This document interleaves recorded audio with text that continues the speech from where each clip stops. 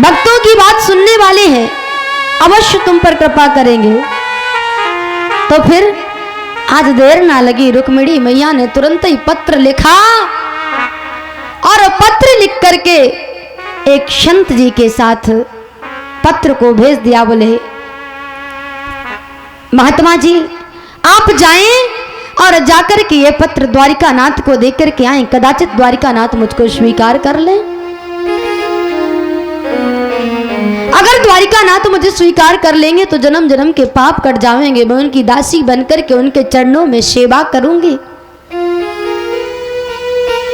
आज यही सोचकर संत से पत्र भिजवाया और संत पत्र लेकर के द्वारिकानाथ जी के यहाँ गए। ध्यान दे, ये श्रीमद् भागवत महापुराण की कथा है, थोड़ी थोड़ी अपने जीवन में भी घटाते जाएं। व्यवहार जगत में विवाह भी 4 प्रकार के होते भी मैंने बताया। तो जो ब्राह्मण विवाह है सबसे उत्तम विवाह है। प्रयास करें कि हमारे समाज में ब्राह्मण विवाह ही होना चाहिए। और बल्कि जो 3 विवाह हैं वो कैसे हैं? बोले रामचरितमानस में भी 4 विवाह हुए, तो उनमें से 2 विवाह सफल और 2 विवाह असफल हो गए।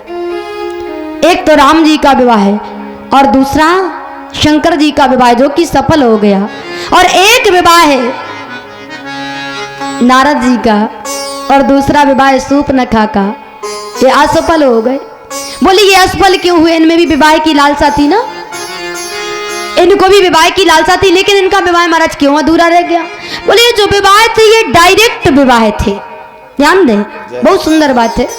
राम जी के विवाह में विवाह कराने वाला बीच में मुनि विश्वामित्र जी थे, और शिव जी का विवाह कराने के लिए बीच में सभी देवतागण थे, और शूर्पणखा और नारद जी के विवाह में कोई नहीं था। ये डायरेक्ट विवाह है, और जब डायरेक्ट विवाह होते हैं तो असफल ही हो जाते हैं।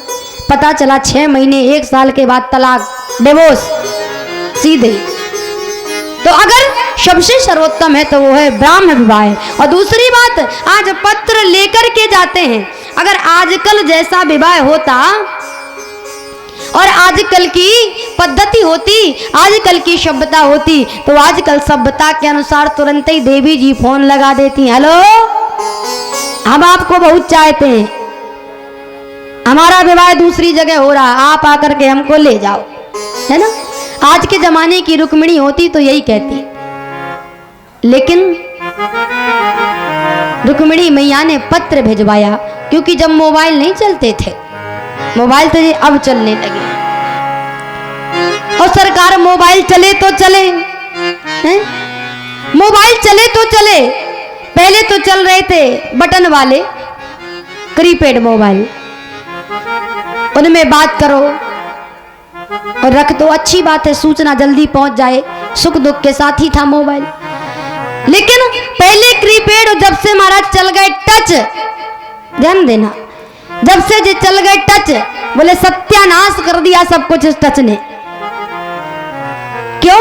जब से ये टच चले तो देखें कि हर किसी के हाथ में टच है, हर किसी के हाथ में टच है, चाहे कोई हो, हर किसी के हाथ में टच, और परिवार से और अपने सगे संबंधियों से कोई भी टच में नहीं है।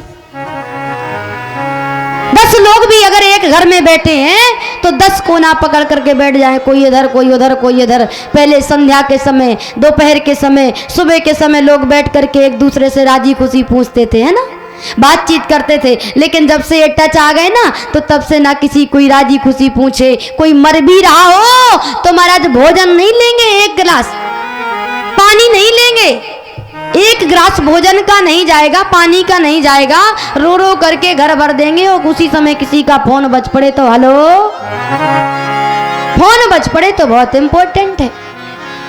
जब से ये आए टच और सबके हाथ में टच, तो महाराज सबसे बड़ी विडंबना पढ़े लिखे नवयुवकों को, जो ग्रेजुएट बैठे हैं, तो पढ़े लिखे नवयुवकों को सीधे अंगूठा छाप बना दिया। और बड़े प्रेम से कहेंगे फिंगरप्रिंट से, अंगूठा लगाएंगे, वो कहेंगे फिंगरप्रिंट से। अंगूठा कौन लगाता हमारे समाज में? जो पढ़ा लिखा नहीं होता। कंट्रोल में जाओ, सो कंट्रोल में जब माताएं बहनें बूढ़ी बूढ़ी जाती ना दादाजी लोग, तो कंट्रोल में फिर कोटेदार कहता अंगूठा लगाओ, साइन करोगे कि अंगूठा? सो बोले जो पढ़ा लिखा होगा सो साइन कर देगा और अनपढ़ होगा सो अंगूठा लगाएगा। तो मोबाइल में होता क्या, बोले अंगूठा लगाते। पढ़े लिखे नवयुवकों को अंगूठा छाप बना दिया। ऐसा है ये टच। जब से ये टच आया, जब से ये टच आया, मोबाइल आया, तो बोले मोबाइल आया, मोबाइल बन गया स्मार्ट, वो आदमी बन गया पागल। जिसके भी हाथ में देखो कौन सा मोबाइल, बोले स्मार्टफोन है हमारे हाथ में, स्मार्टफोन। तो मोबाइल हो गया स्मार्ट, वो आदमी हो गया पागल। जब से ये मोबाइल आया क्या क्या खा गया, बोले ये मोबाइल आया घड़ी खा गया।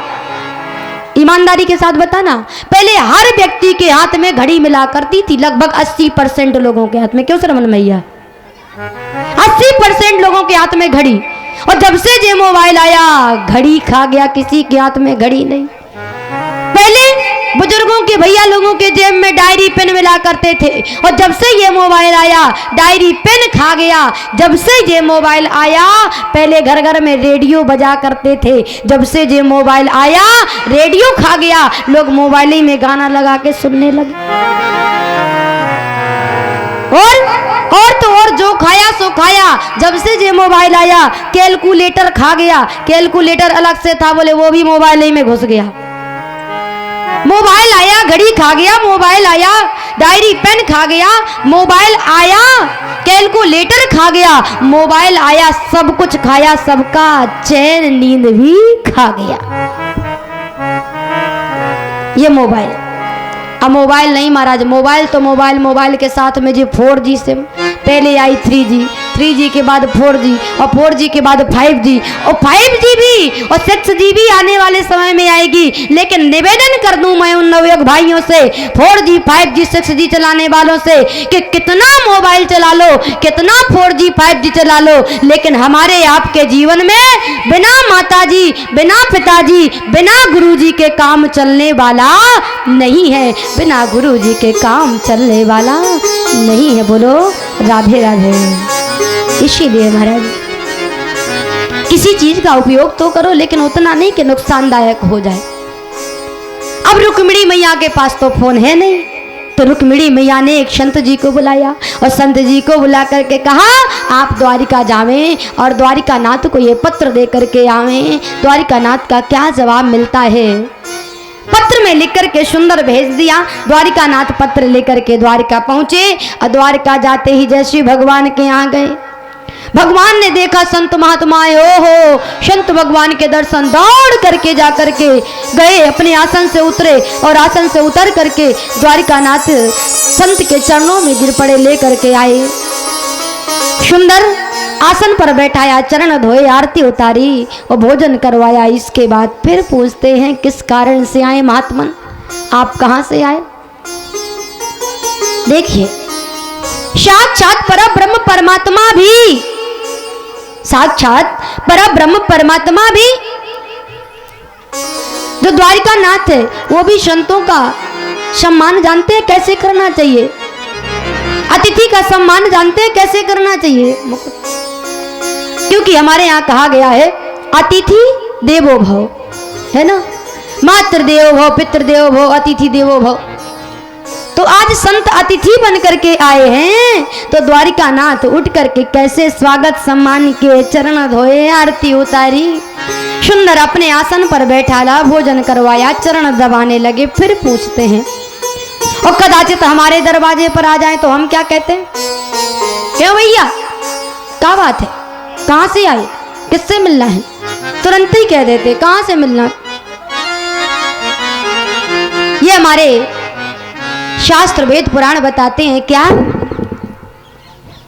हमारे शास्त्र वेद पुराण कहते हैं अतिथि आए तो कैसे सम्मान करना चाहिए, ये भागवत में सुन लो।